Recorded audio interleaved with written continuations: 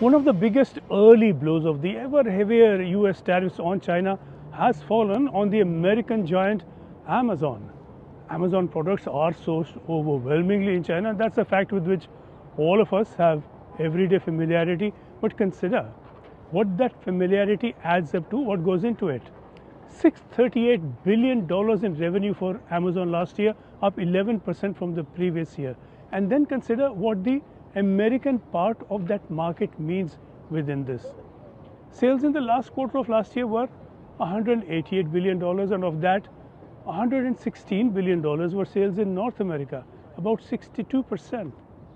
Now we are crowding ourselves with statistics here, but do consider finally the Chinese component of all this. About 70% of all products sold on Amazon come from China, and it's not all low-end stuff. More than half the top sellers on Amazon currently are Chinese products.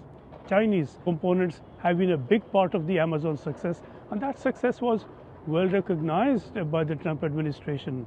Amazon boss Jeff Bezos was naturally among the billionaire stars at the inauguration ceremony for President Trump. And now Bezos is first in the backfiring line from the tariffs.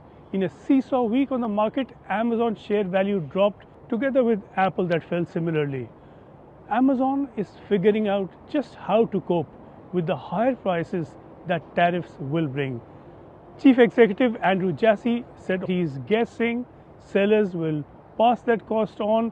How far is anybody's guess. How far sales drop as a result is at the moment anyone's guess. And together with sales, Amazon itself, given its heavy reliance on all this Chinese produce. Online sales, together with third-party seller services, make up currently the bulk of Amazon revenue, well ahead of its income through web services. In Shenzhen, the celebrated special economic zone in China, the guessing is about survival.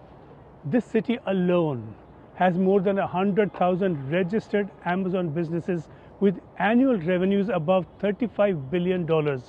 So that's an average revenue of $350,000, not a great deal.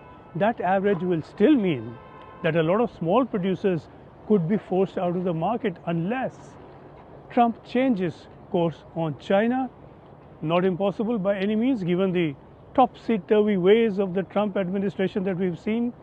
Trump has said he's welcoming of a deal with China, but he says that while raising tariffs on China from 10 to 20 to 54 to 104 to what we thought would be a 125, that the White House now says will be 145%. Trump is under pressure now to do a better deal with China, and not just from the nervously falling markets, but really from one of America's top companies, currently valued at $1.9 trillion with more than 1.5 million employees. So never mind China, Trump may not want to be the president who killed off or even severely wounded one of America's most celebrated giants.